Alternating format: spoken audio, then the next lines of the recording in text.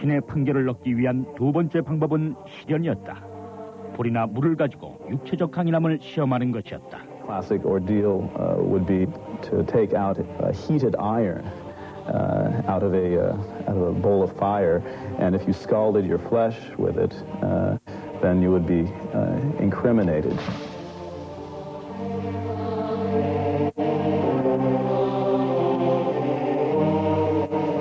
Another example is tying a person, binding them, and throwing them in water. The idea is that if they're telling the truth, the water will accept them and they'll sink to the bottom. However, if they're lying, the water will reject them as being a sign from God, and they will bob or float up to the surface.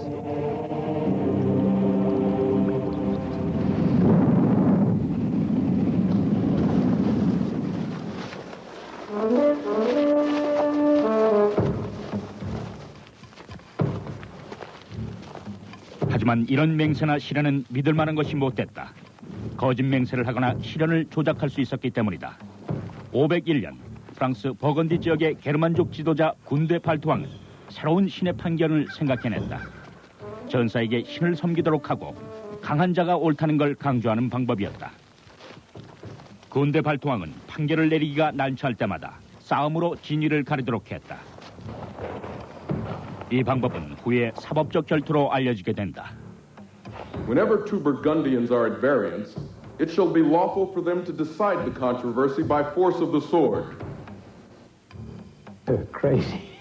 In our terms, they were absolutely nuts. It was very much this total belief in the power of God. When you were put up to fight for your guilt or innocence, it was assumed absolutely that if you were innocent, okay, him above would look after you. And if you lost, you were wrong. However much the evidence said you were not guilty. If you're looking at it from a religious standpoint, early Christians with their fervent belief, they didn't fear death near as much because they were going to a much nicer place. Pagans, on the other hand, if you were a warrior, you knew you were going to die. This was part of your whole reason for being a warrior, was to meet death in a brave manner so you could go to Valhalla.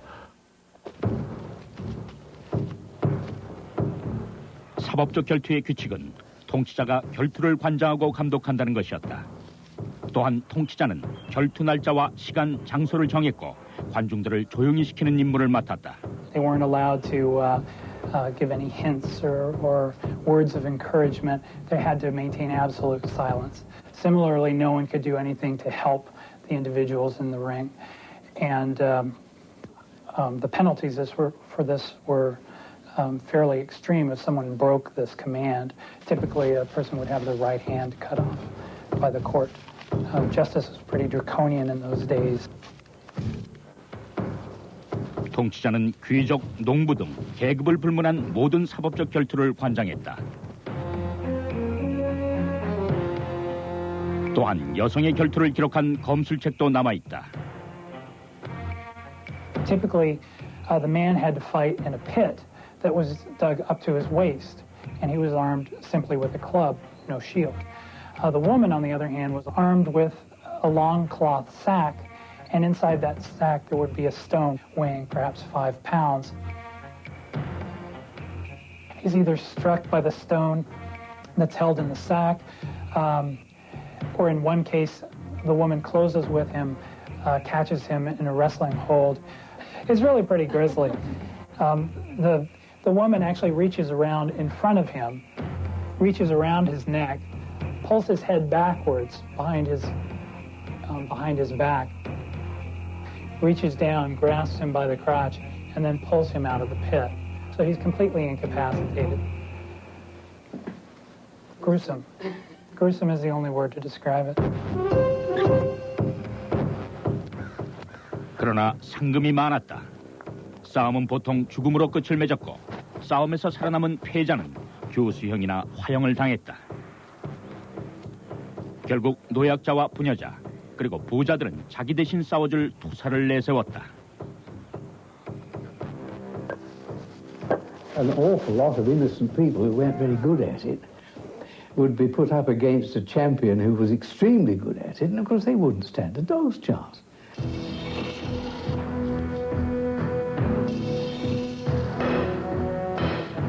초기의 사법적 혈투에서 평민들은 방패나 곤봉을 휘두르는 게 고작이었지만 전사들은 그들의 작업 도구이자 보호자인 검을 갖고 싸웠다.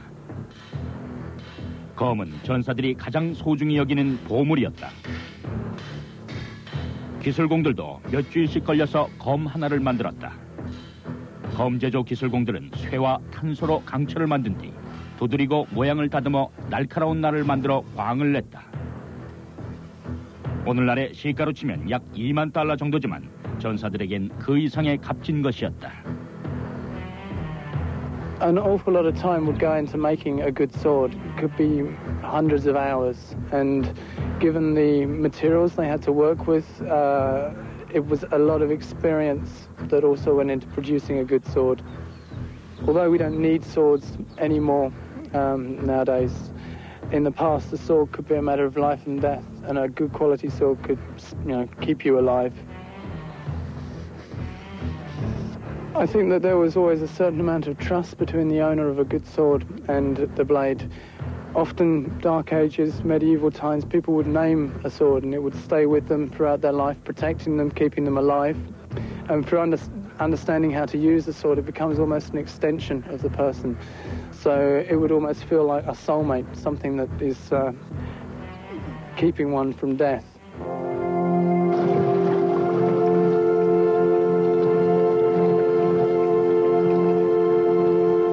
Well, the raison d'etre behind a sword such as this is that it is predominantly designed for cutting and slashing. It's not really a thrusting weapon. You can see, in fact, that the blade is almost parallel for its total length. And then, obviously, it does come to a point you can thrust with it, but it's a hacking, slashing, cutting weapon. 중세 초기 전사들이 사용하던 검은 보호장비가 미약한 상대에게 가장 치명적인 상처를 입히도록 만들어졌다. 살과 뼈를 자르도록 만들어진 것이다. 그렇다면 그 위력은 어느 정도였을까? Cutting power on a blade like this is much greater than most people imagine. One, you have a long blade, it's thin, and generally they're very, very sharp. And the amount of damage they can do to a limb is quite impressive.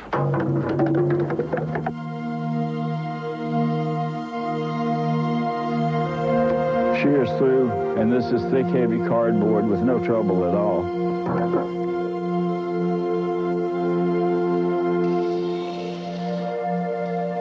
하지만 이런 검에도 약점은 있었다. 당시 강철을 다루는 기술이 서툴렀기 때문에 검은 격투 중에 자주 휘거나 부러졌다. 비싼 제작 비용과 흠집이 생길지 모른다는 우려감에 전사들은 검을 매우 조심스럽게 다뤘다. 검이 서로 부딪히지 않도록 주의했다. 작은 흠집도 검의 강도에는 치명적이었기 때문이다. That may not seem to be too important, but if you drive in a wedge, then you hit some hard, unyielding substance, your sword breaks. And that can be extremely embarrassing in the middle of a fight. 따라서 사법적 결투에서 중세 전사들이 사용했던 싸움 기술과 그 부상 정도는 우리의 상상과는 많이 다르다. Generally, what we see in today's world are movies. And frankly, they don't really go into the reality of using a sword and a shield. So what you will see is generally much more athletic than we might imagine, with a great deal of jumping, blocking, dodging, and then the parrying with the shield. Now, one thing that is very obvious is that when you're indulging in this, the legs become a primary target. They're very hard to defend, and there's a lot of ease in hitting a leg, and if you hit it, generally the fight's pretty much over with. If you got hit with a broadsword and you weren't covered in the protective armor of the period, you really wouldn't be moving that limb anymore, or you wouldn't be wearing the top of your head anymore. It would pretty much well knock you down and put you out. They're sharp baseball bats.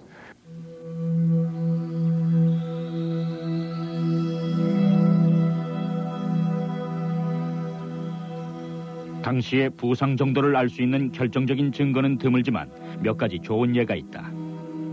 스톡홀름 근교 비스비 마을에서 발견된 중세 전투의 유물은 당시 격투의 격렬함을 짐작케 한다. The blow came right across the nose. It cut in very deeply and in essence cut this part of the skull, or I believe that's the upper maxillary, cut it off completely. Now this type of wound, though obviously fatal, would not kill immediately because he would be bleeding to death, but none of his vital functions are impaired. He would eventually strangle in his own blood. This is, as I say, it's quite horrific and very unpleasant. The one nice thing, I think, from anyone's point of view, is he has a hole in this side of his skull, which was probably done with a mace or an axe to put him out of his misery. But at the same time, back here, you have two deep cuts on the head.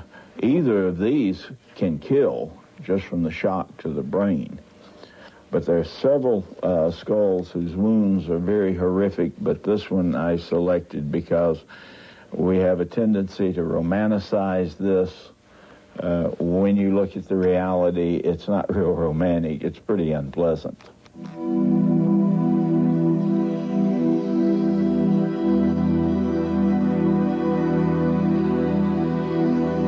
The second blow hit the skull in this position. You can see here the sharp edges here that will say it must be a sharp weapon. And then he turned off the weapon and break out this part of the bone. And so you can see this big hole. The brain was damaged too, and so he died within a short time. 독일의 비렐름 파브리 박물관에 보관되어 있는 이 두개골은 고대 무기의 파괴력을 보여주는 증거들이다. 또한 이 두개골은 전사들의 놀라운 회복력을 보여준다. 뼈조직 성장을 분석한 결과 과학자들은 이 두개골에 부상을 입었던 사람들이 그 결투에서 살아남아 또다시 결투를 했다는 사실을 알아낸다. They must be much stronger. For example, the level of feeling of pain must be much higher. They could live with a lot of pain, and so I'm sure they must be much stronger than today.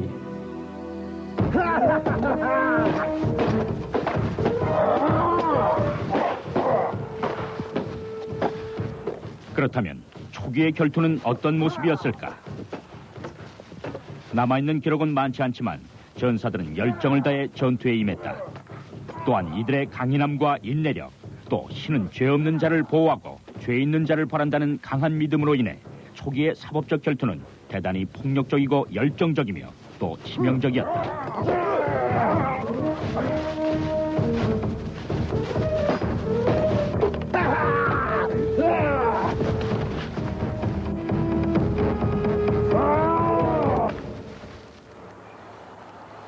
Most of the time, the warriors enjoyed what they did. It's the adrenaline high.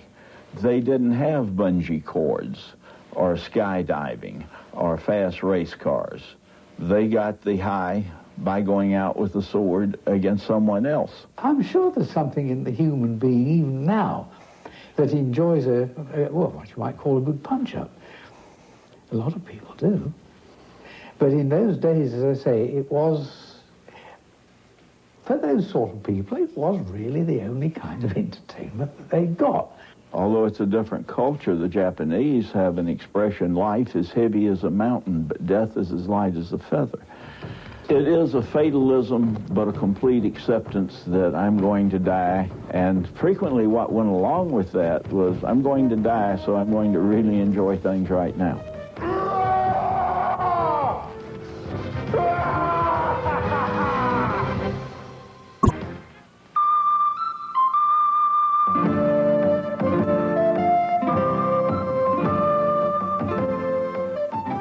새로운 천년을 시작하는 1000년대에 접어들면서 서부 유럽은 암흑 시대를 끝내고 성장과 발전의 시대로 들어서고 있었다. 그 이후 300년 동안 교회가 확장되고 무역이 살아났다. 또 책이 재발견되고 로마법이 부활됐다. 하지만 사법적 결투는 여전히 성행했다.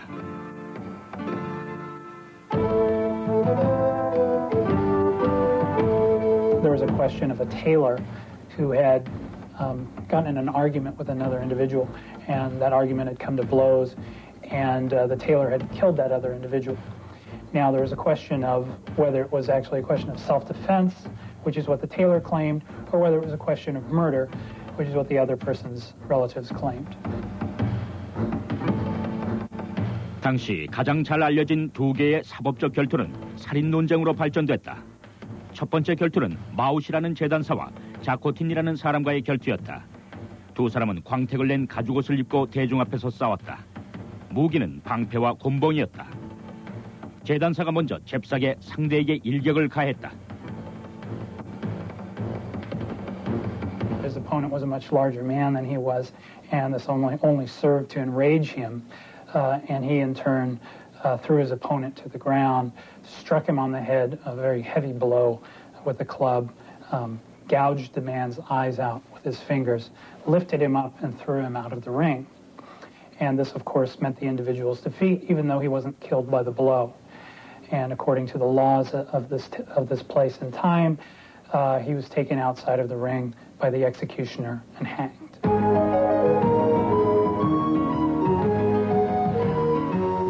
당시 잘 알려진 또 다른 사법적 결투 역시 살인과 관련됐다. 하지만 이 경우엔 사람과 개의 결투였다. 프랑스 귀족 오브리드 몽디디에는 개를 데리고 파리 근교 숲길을 산책하다가 마케이라는 귀족에게 공격을 받고 살해됐다.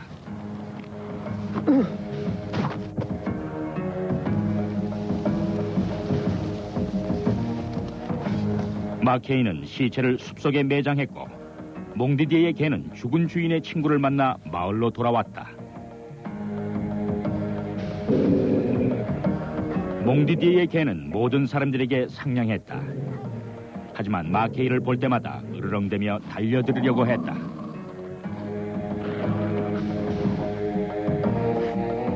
마침내 몽디디에의 개는 새 주인을 시신이 매장된 곳으로 안내했고 새 주인은 친구의 실종과 매장 그리고 개의 행동으로 보아 마케이가 범인일 거라는 결론을 내렸다. 이 소식을 전해들은 왕은 마케이와 개의 사법적 결투를 명령했다.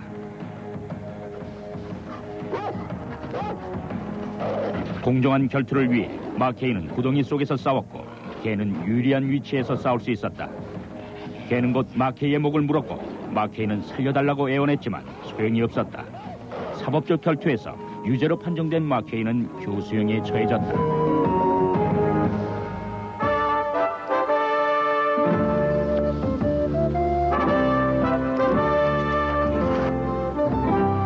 Well, knights are knights. I mean, they're simply mounted warriors. I mean, they're chevalier, and that's where chivalry comes from. There are all sorts of different versions, but they're all basically a warrior who fights on horseback.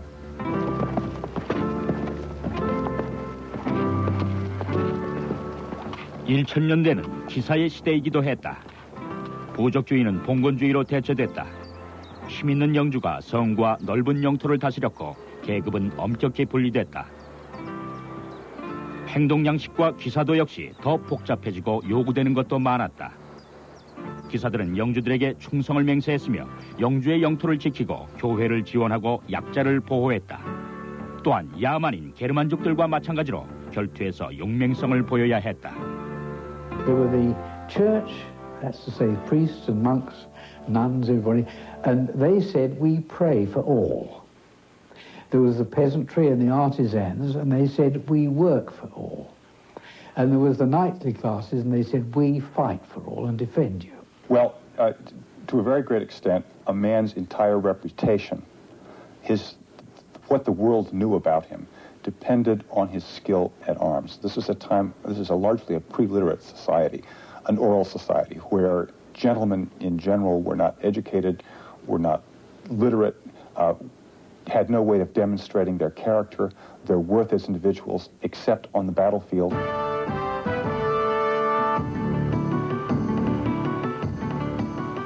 결투는 기사들이 자신의 용맹성을 대중 앞에 드러낼 수 있는 기회였다. 메일레이라는 마상 시합은 두 패로 나뉜 기사들이 가상 전투를 벌이는 시합이다. 기사들은 곤봉과 무딘 칼을 들고 대중 앞에서 실력을 과시했다. 살인은 용납되지 않았지만 1240년 한 마상 시합에서는 60명의 기사들이 목숨을 잃기도 했다. Very early tournament would be more like a battle. And indeed, the sort of in the 12th, 13th century, a lot of the tournaments, 12th and 13th century, I mean, a lot of the tournaments were, in fact, more or less real battles in which knights were actually taken prisoner and held to ransom and so forth.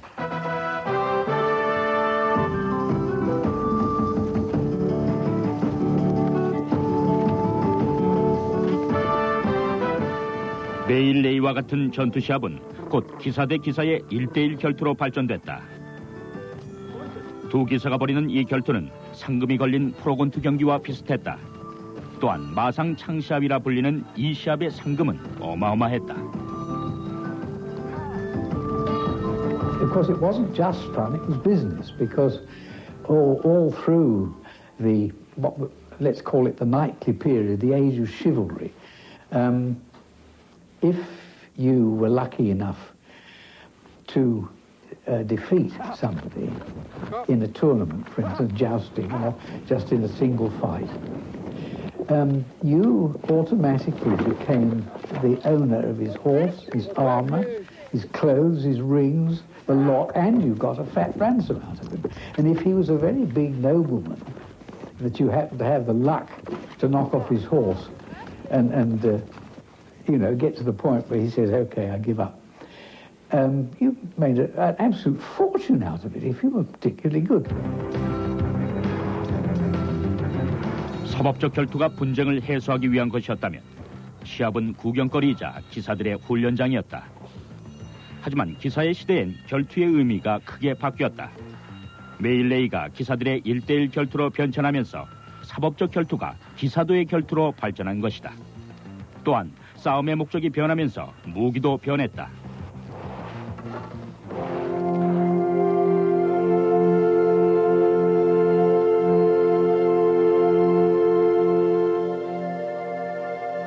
로마 제국을 침공했던 게르만족과 마찬가지로 당시 기사들의 무기는 검이었다.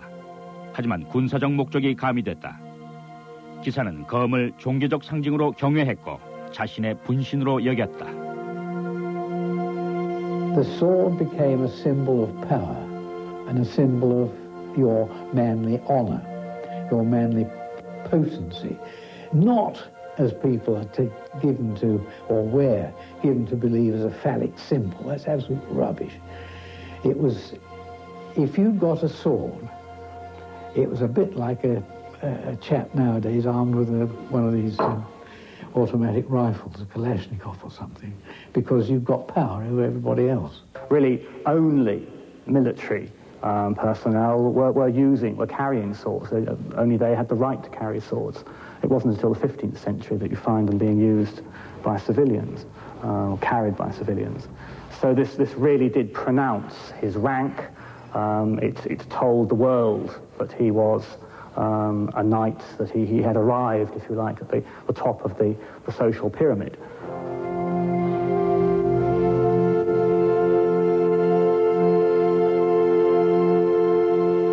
We've now moved into the 14th century AD, a knightly cross-hilted sword.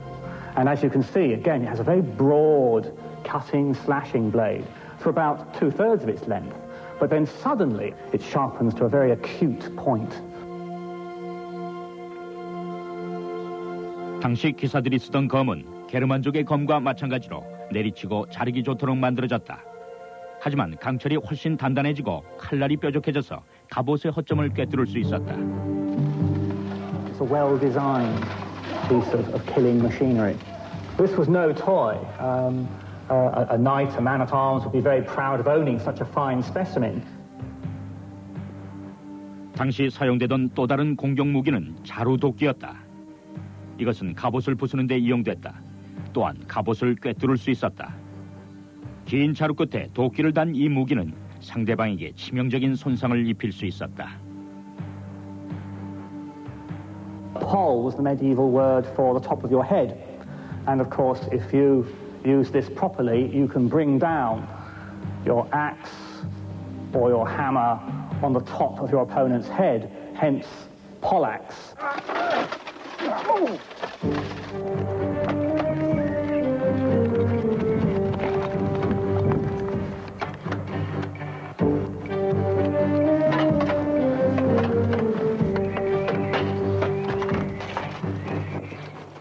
기사들은 자신을 보호하기 위해 강철을 연결해서 만든 사슬 갑옷을 입었고 강철로 된 투구를 썼다.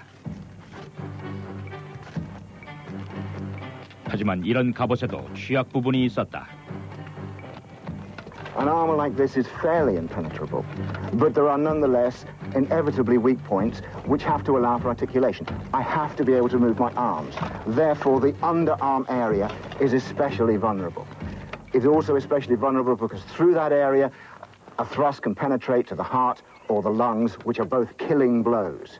We have the male voiders to protect under the arm, and this round disc, as you lift the arm, which you would do to strike, normally making it vulnerable, this disc falls into place to give some protection against that.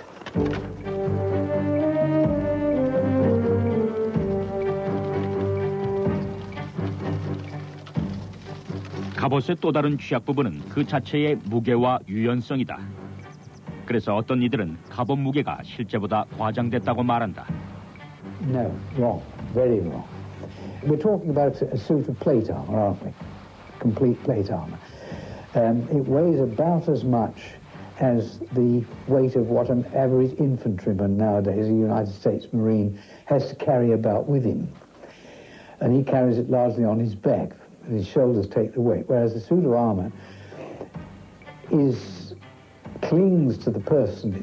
Your shoulders, your hips, your elbows, your knees, your feet take the weight, and there's a lot of surface tension on it all the time. So, and from personal experience, I know that you do not notice it.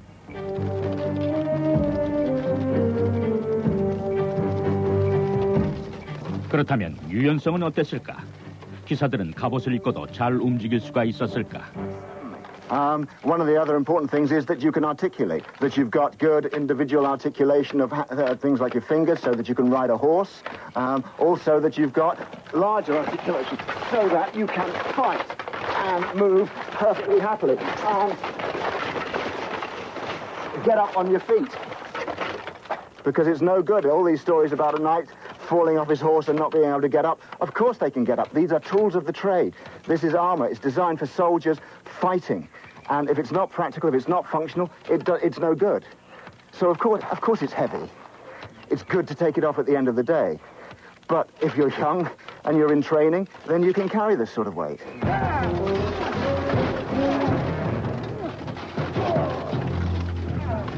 그러나 결투에서 가장 좋은 무기는 바로 기사들의 싸움 기술이었다. 하지만 그것은 우리가 상상하는 기사도와는 전혀 달랐다. There's a lot about the ideals and principles of this, but in the actual practice of it, I mean, you take a chap's guts out without giving it another thought, and that was considered to be highly honourable. So you end up with actually pictures of not very chivalric combats, like knees in the groin, sword pommels thrust into the faces of people.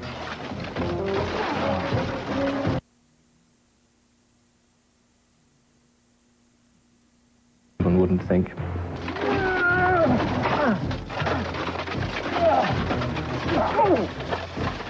Medieval fencing was very effective, and it was very brutal, and it was very systematic, and there was the misconceptions of chivalry that many people have today, of not striking an opponent while he's down, or of not wrestling with an opponent. Those are simply misconceptions. Those did not exist. Medieval fencing manuscripts and depictions of battles are rife with examples of knights holding their opponents in wrestling maneuvers, where, for example, a swordsman would kick up the heels of his opponent, step behind him, use his arm or his sword or his shield to push him or trip him over his leg and bring him down to the ground. And once that opponent was down on the ground, there was absolutely no prohibition of striking him or thrusting at him while he was down on the ground. Once combat was joined, there was next to nothing in the way of rules.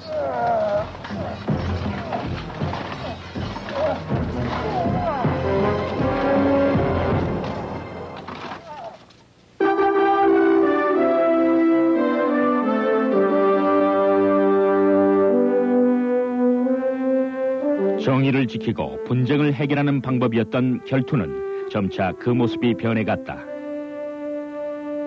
과거의 사법적 결투가 죄인을 가리거나 재산 분쟁을 해결하기 위한 재판의 기능을 가졌었다면 기사도의 결투는 분쟁 해결을 넘어 명예를 위한 결투의 성격으로 변했던 것이다.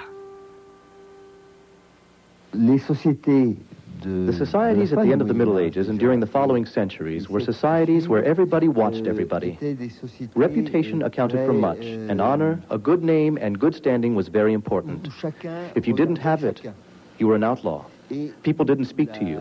And not only in the world of nobility, the world of the aristocracy, the elite society, but at all social levels, among farmers, merchants, servants, among women, among the clergy. They were either honorable people who had honor and a good reputation among their neighbors, relatives, friends, and colleagues, or they were not in good standing, and you didn't acknowledge them, didn't know them. It was as if they were strangers. You have to remember that these knights had been raised in the cult of chivalry, and from an early age, they had been rigorously trained that honor is everything. That you must display your courage, that you must display your loyalty, and that if these things were challenged in some way, it was absolutely essential for you to remove the stain.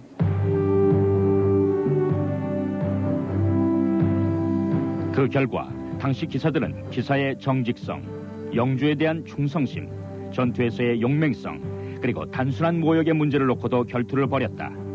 1016년 에드문트는 자신을 똥보라고 부른 카누트와 결투를 벌여 그를 죽였고 1175년 몽트포는 전장에서 군대의 규율을 어겼다는 이유로 에세스 남작과 결투를 했다. 또한 1340년 영국의 에드워드 3세는 프랑스의 필립 왕에게 도전했고 1390년 스코틀랜드 데이비스 린시경은 영국의 웨일즈 왕과 스코틀랜드와 영국인들의 용맹성 문제를 놓고 결투를 벌이기도 했다.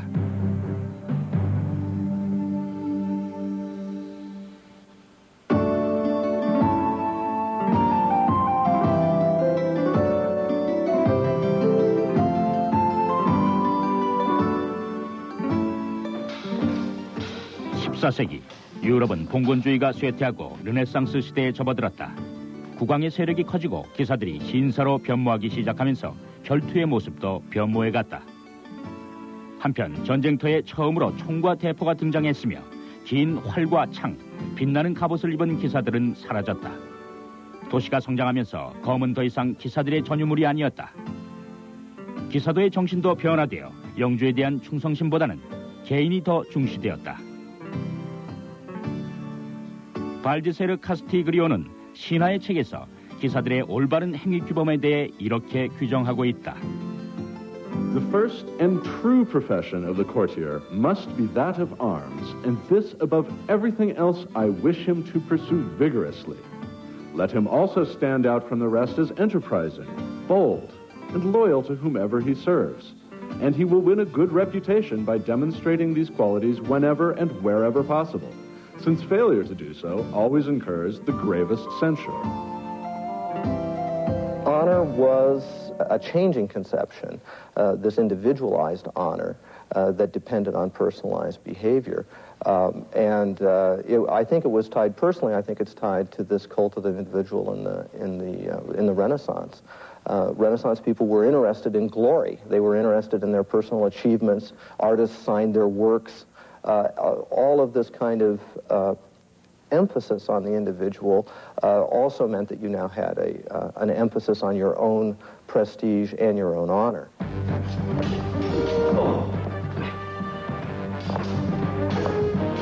개인의 이익과 승진이 강조되면서 결투는 더욱 빈번해졌다. 검술은 더욱 발전했고 검술 강사들은 유명 인사가 되었으며 무기도 다양해졌다. 르네상스 시대 사람들의 삶은 짧고 힘겨웠다. 그들은 명예를 위해 사소한 시비에도 목숨을 건 결투를 해야만 했기 때문이다.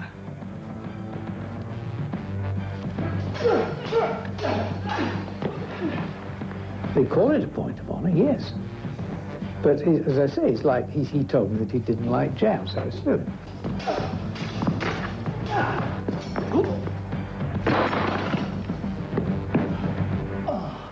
Once you get up into the 16th century, particularly, among the, let's call them gentry, for want of a better word, the point of honour was an awful thing because you fought about it, and it didn't necessarily mean if you don't like the shape of a fellow's moustache, you tell him so, and he challenges you, you fight him. I think people at that age had a different attitude toward life. I mean, life was really spilled like water. Your life, could be over 2 weeks from now anyway, because there was another wave of the Great Plague around the corner, or chicken pox, or anything that could kill you just as well. And death was everywhere. Life was nasty and short.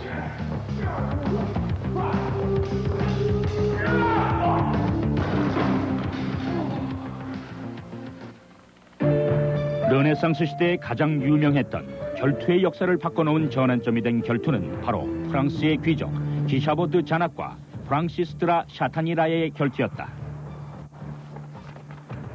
이 결투는 샤타니라이가 자낙을 자신의 장모와 불륜을 저질렀다고 고발하면서 시작됐다. 이 결투는 기사도의 결투로 알려진 사법적 결투의 종지부를 찍고 명예를 위한 결투의 시대를 열게 된 것이다. 야만인 전사들의 결투에서 기사들의 결투로, 신화에서 신사들의 결투로 들어서는 디딤돌이 된 것이다. It's a turning point. Turning point in history. It's the last trial by combat, a judicial duel. After that, there are no more in France, and almost none abroad. And it's a duel of honor. Both at the same time. It's a pivotal point. The duel between Chataigneraie and Jarnac was important because it was the first private duel in France.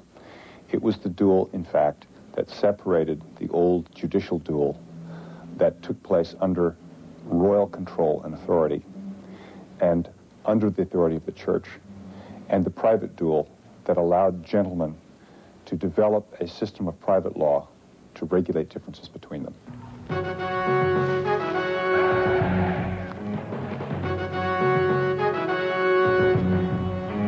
1547년 6월 10일 두 사람은 수많은 인파가 몰린 파리에서 만난다. 이 결투는 프랑스의 헨리 2세가 관장했다. 프랑스에서 가장 뛰어난 검술가로 알려진 샤타니라의 승리가 점쳐지고 있었다. 하지만 싸움은 막상막하였다. 매서운 자낙의 공격에 샤타니라에는 실수를 연발했다. 기회를 엿보던 자낙이 상대의 오른쪽 다리 뒤쪽을 찔렀다. 이에 화가 난 샤타니라에는 다시 일격을 가했으나 이번에도 실패였다. 자낙이 이번엔 왼쪽 다리를 공격했다. 샤타니라에가 쓰러져 일어나지 못하자 자낙은 자신에 대한 모욕을 철회할 것을 요구했다. Yourself a liar and restore to me my honor and live. 샤타니라에가 대답을 하지 않자 자낙은 왕에게 중재를 요청했다. I beseech your majesty to accept the life of this man for God's sake and for love's. I do not wish to have his blood on my soul. I fought for the restoration of that honor of which he has robbed me.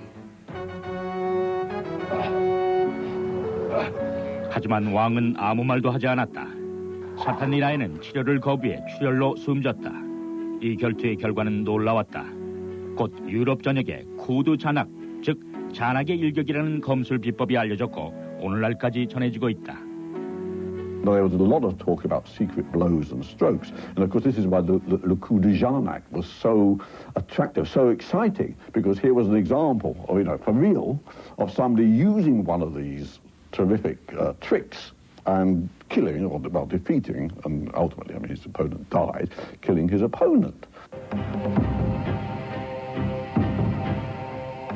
하지만 그보다 더 중요한 것은 이 결투로 인해 1대1 전투가 한 단계 발전을 했다는 점이다. 결투를 판결짓는 자신의 권리를 거부함으로써 헨리 왕은 누가 승자인지 또 누가 옳고 그른지를 판단하는 왕으로서의 권위와 역할을 포기했다. 판결도 승자도 패자도 없었다. 결투는 이제 개인의 명예와 고결성을 놓고 싸우는 두 귀족 간의 개인 문제가 되었다. 진정한 의미의 명예의 결투가 탄생한 것이다.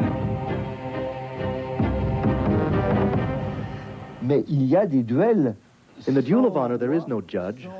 One doesn't have to prove that one is the good guy and the other the bad guy. One has to prove one's honor. To prove one's honor, you have to prove that you are not afraid.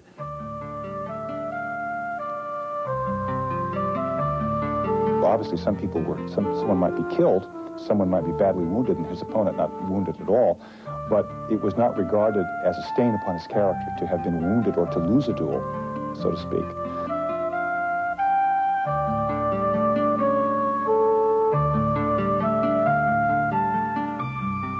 잔악의 결투 이후 헨리 왕은 그 어떤 결투도 인정하지 않았다. 헨리의 후계자도 마찬가지였다. 1550년 헨리 왕은 결투를 금지하는 법령을 제정했다. 하지만 불행히도 마상 시합은 그대로 인정했다. 1559년 몽고메리 백작과 마상 창시합을 하던 헨리 왕은 상대의 창에 투구를 찔려 두개골이 관통되는 사고를 당한다. 이 사고로 헨리 2세는 열흘 후 사망했다.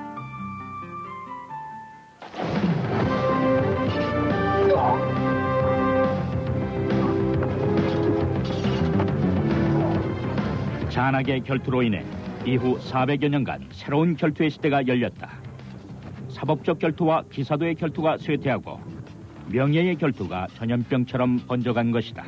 It seems to me that if people go around having learnt the art of fencing and practice just so that they can have a fight and kill them or maim them, but usually kill them. And it seems to me that these are psychopathic killers. 일반인들도 검을 가지고 다녔고 검술 강사는 성의 상징으로 여겨졌다. Some people say the sword, the foil, is a phallic symbol. He was agile, he was handsome, he was charming.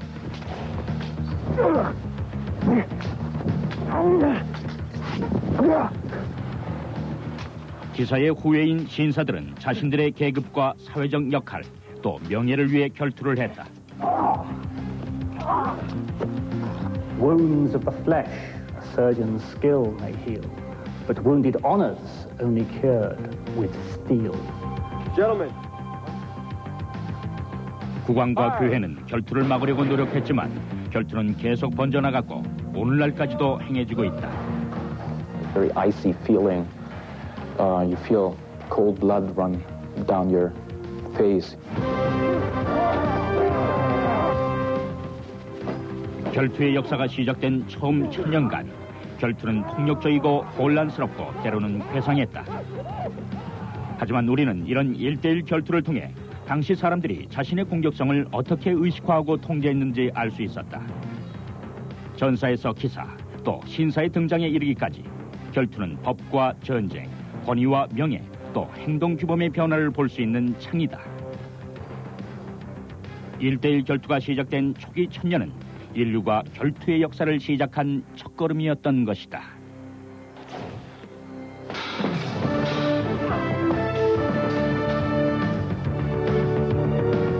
정의를 위해 시작된 사법적 결투는 기사들의 충성심과 용맹을 위한 기사도의 결투로 발전되었고 이것은 다시 개인의 명예를 위한 명예의 결투로 발전했다.